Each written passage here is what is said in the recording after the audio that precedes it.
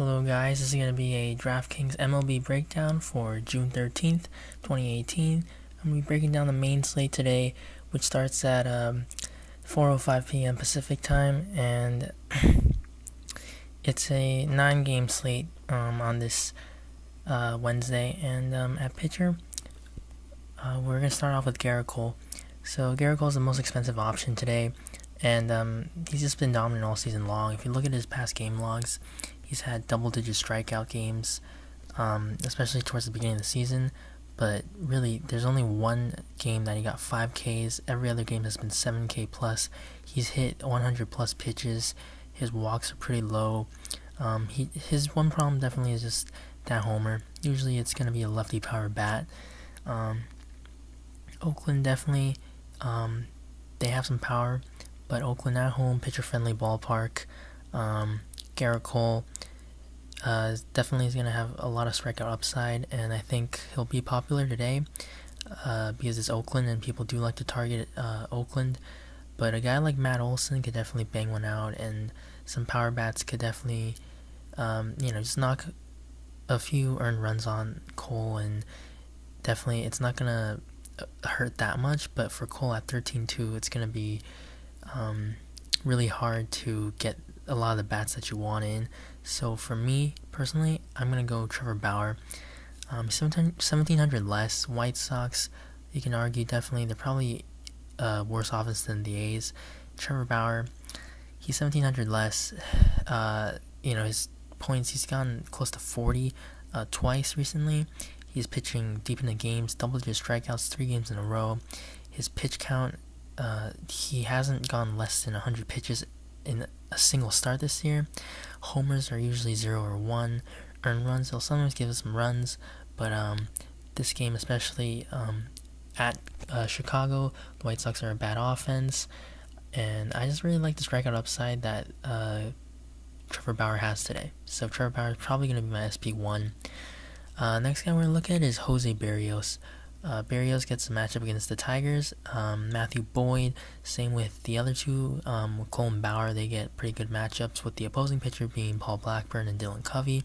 They should be able to get the wins, so the +4 bonuses. But for Jose Berrios, I just think you get $300 more somehow with the bats and just get Trevor Bauer, because I think for $300 less, Trevor Bauer has more K upside, and Jose Berrios definitely, he still has the upside. Probably just as much as Bauer and Garrett Cole, and I just feel a lot more safer with Trevor Bauer though. Berrios, sometimes he can be wild. His earned runs, he's given up 4 or 5 more than a couple of times. His walks are really low, strikeout upside's good. Pitches are usually around 100. So definitely in GPPs you can definitely take a look at Jose Berrios. And then Maeda, his first start in Dodgers, and with Dave Roberts, I don't really like that. Probably on a pitch count. Next guy I'll talk about is Luke Weaver, 7,700 against the Padres. I think he's definitely going to be the clear-cut SP2 choice for a lot of people. Probably going to be, I'd say maybe 30-40% ownership at least. Padres, they're just not a good offense, and Luke Weaver, he had pitched against Padres on May 11th, and he got 20.3 Draftkings points. Didn't give up a single earned run. Luke Weaver, I feel like he's a safe option, and I think about 20 points is probably something you could expect from Luke Weaver. But definitely Luke Weaver's one weakness is that he gives up a batting average of 291 against lefties, 212 against righties, and with the Padres lineup, it's definitely just Eric Hosmer, Travis Janikowski, but Janikowski isn't much of a power hitter. So Hosmer could definitely hurt Weaver, but Hosmer's not really a power hitter. But maybe, if Weaver walks a few guys and Hosmer comes up with, men in scoring position or something, wild pitch or whatever it is, Weaver could give up, a couple of runs here and there, but I definitely don't think he's going to get blown up. So for a save option, definitely Luke Weaver. But if you're looking to try to go a little bit more different and try to get a bit of an advantage on your opponents, I think Nick Pivetta, 7,500 at home, pitches a lot better at home, and Colorado, they're away from Coors. Pavetta, he's got some strikeout upside. His pitch count is a little bit unpredictable, but probably because he's on an NL team, so he's definitely gonna get pinch hit sometimes. So that's probably why he only threw 86 the last couple of times. But Pavetta 7,500, he has upside of 30. He got 38 even against Baltimore. So I like Nick Pavetta at $200 less than Luke Weaver. And that's pretty much it for pitcher. For catcher, I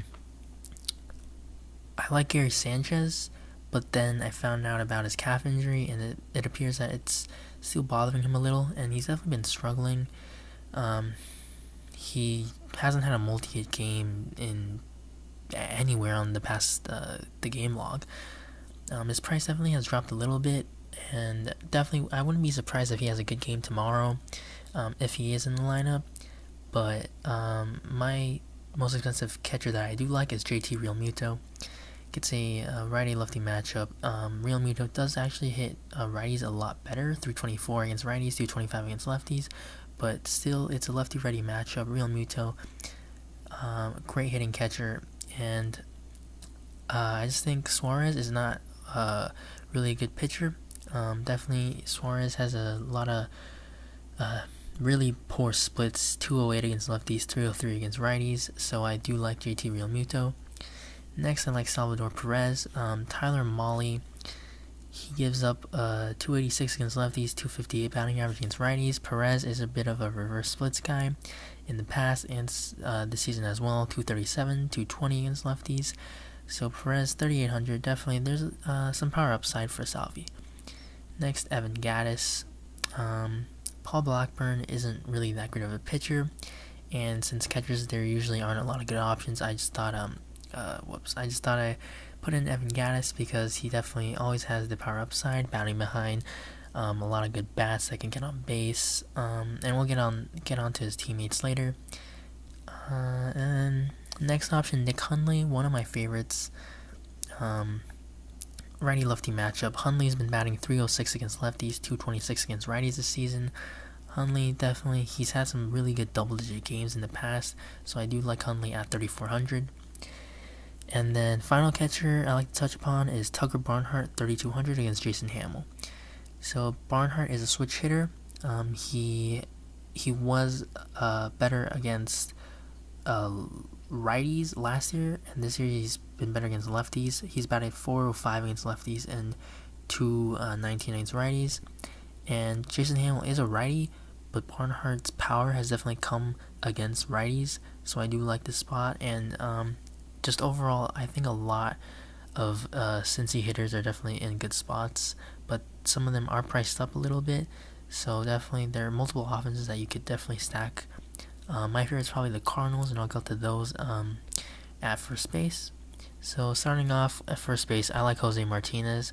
I think he definitely will be around 10% or lower because of his price tag. He's usually like a upper 3K guy, but he's been really hot recently, and he gets a lefty matchup, and we all know Jose Martinez, he's an excellent hitter, especially this year. Last year he was a lefty masher. This year he's hitting righties as well. He's hit 306 against lefties, 332 against righties. I really like the Cardinals today against Eric Lauer, and definitely I think he's going to be a little bit low owned, so definitely you can look at him for tournaments. But my overall favorite play in terms of like cash, probably going to be the most popular first baseman is Joey Votto. He's batting 360 against righties this year, 4,600. That's a really solid price. His power has been down, but if you look at his past game log, he's just so consistent, at least double digits in the last 7 games, and I just think this is a great spot. Jason Hamill, not really a great pitcher. And then Carlos Santana, 3,800.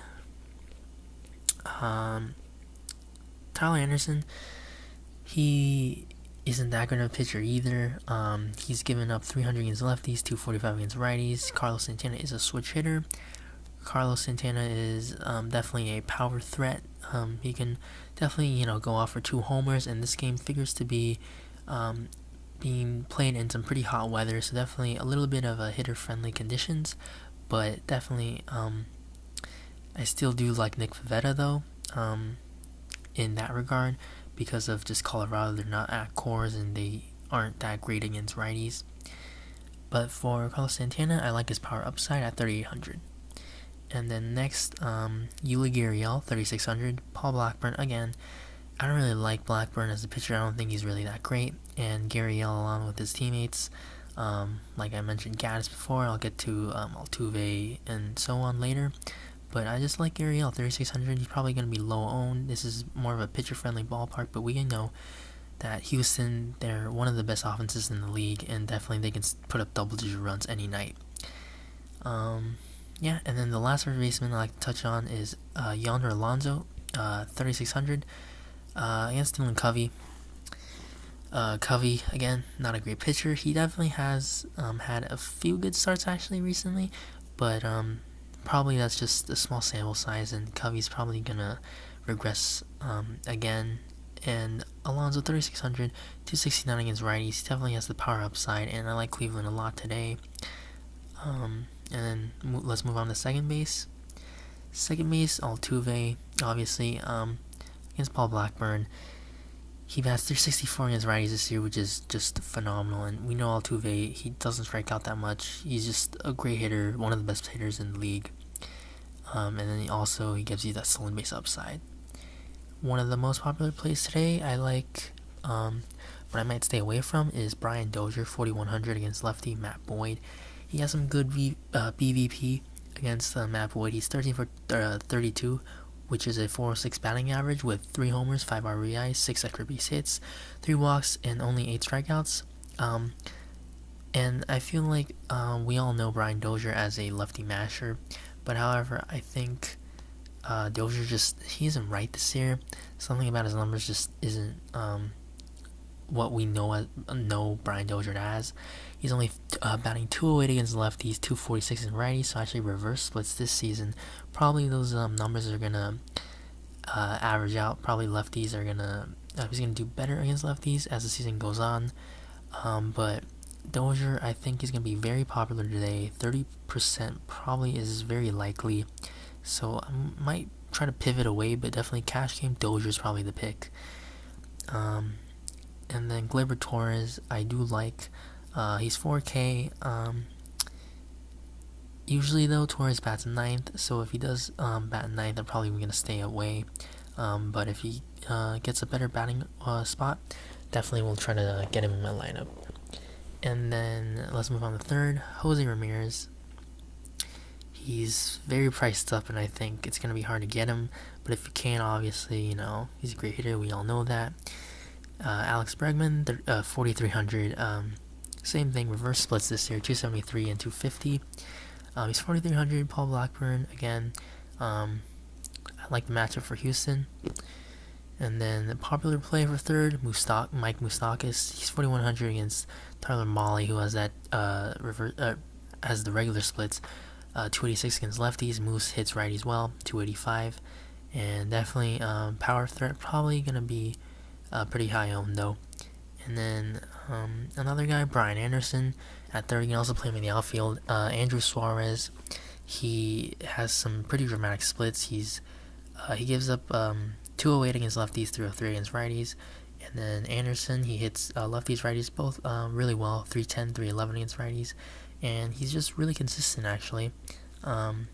Recently, if you look at his game log, he's had some pretty solid games. He gets hits, doesn't really strike out, and he'll definitely get extra base hits too. So I do like Brian Anderson, and definitely he's not a popular guy. And probably my favorite third baseman is Miguel Sano. His strikeouts do worry me a little bit. He strikes out pretty much every game and almost double digits every game. He doesn't really walk, but he has been hurt, so probably he's just trying to get back in the swing of things. We know his power upside. He definitely has double down potential, and definitely he's been kind of cold recently, but I feel like a matchup against lefties is something that could get Miguel Sano right, just like Brian Dozier. For shortstop, Francisco Lindor. Again, great matchup for all the Indians. Same with Correa against Paul Blackburn, and then I like Trey Turner a little against Sonny Gray, reverse splits, both of them, and Trey Turner's got that upside of stolen bases and definitely always puts the ball in play usually. My favorite play, D.A. Gregorius, 4,100 against Feed. Lefty against righties, he's at Yankee Stadium, the short porch out and right, Gregorius. He can also hit lefties as well, so if they get the feed early, or fed, Didi, he definitely can still hit well. I just like the price tag also, 4,100. And then let's move on to outfield. George Springer, same thing. Brantley, same thing. Good matchups if you can afford them. If not, somebody like Tommy Pham and Marcell Ozuna against Eric Lauer. Pham 333 against lefties. Ozuna bats 310 against lefties. I just like the Cardinal stack, so I feel like both of them definitely in great spots. And then Matt Kemp, actually, 4,300. Cole Hamels gives up the occasional home run every start. That's how he usually gives up his earned runs. Matt Kemp, he's actually had some very good success in the past, 8 for 23, and that's a 348 batting average against Cole Hamels. He's 4,300 for Kemp, and he bats 354 against lefties, which is pretty solid, and then 331 against righties when they do get to the bullpen. So I like Matt Kemp. Probably not going to be double switched. So Kemp, great, pretty good spot. And then next we have Rhys Hoskins. He just came back recently from the DL, or from injury, and he's been he hit a homer his first game back. He hasn't been the same. He hasn't been that guy that we thought he'd be after last year's breakout performance. But Hoskins, I like it. 273 against lefties. Tyler Anderson, he's a lefty. Hoskins only 4K. He was usually like around 5K to start the season. I definitely like Hoskins at this price tag. And then next, Harrison Bader. Gonna be low owned. You can definitely put him in your Cardinal stack if you're trying to stack up St. Louis. He bats 324 against lefties and 241 against righties. Definitely very good. He has power, and his strikeouts are pretty low. So definitely a good option. And then for Cincinnati, another team that people probably will be on, Adam Duvall against Jason Hamill. Hamill has reverse splits. Duvall 3,200. This guy has tremendous power. His batting average is really low, but as you can see with his 10 homers this year, he hits for power. He's going to strike out, but Duvall has really good power upside. And, a few years ago, he was just in the home run derby. We all know his power, but he just hasn't been the same recently with that batting average, but he's still going to get you home runs, and I think Jason Hamill is a good matchup for Adam Duvall, so I like this matchup. And then another 3,200 option is Marwin Gonzalez. Again, part of the Houston stack if you want to attack the A's. He's a switch hitter, so he'll always have the platoon advantage. He looks like he's getting on track recently, and his Ks, they're a little bit high, 60 Ks for the season, but he's just a switch hitter. He had a great year last year, and it looks like he's definitely on the right track. And then last player that I'll talk about is Lonnie Chisenhall. Again, Indians. Small sample size for Chisenhall, but he's batted 400 against lefties, 306 against righties. Obviously, those numbers are gonna definitely die down as the season goes on. But Chisenhall, he's just a good hitter. And obviously, he's been hurt. He missed 2 months, so he's just getting back to the swing of things. But he's been pretty hot recently, and he has a good matchup against Covey, and he is definitely a really good money saver if you're trying to get, like, maybe you try to play 2 aces, like both Cole and Bauer if you can. Maybe a guy like Chisenhall and Marwin Duvall. They can probably be guys that you should consider in your outfield. So, my favorite options today, again, at pitcher, it's going to be Trevor Bauer. And then my lock for hitters are, one of them is definitely Jed Jerko.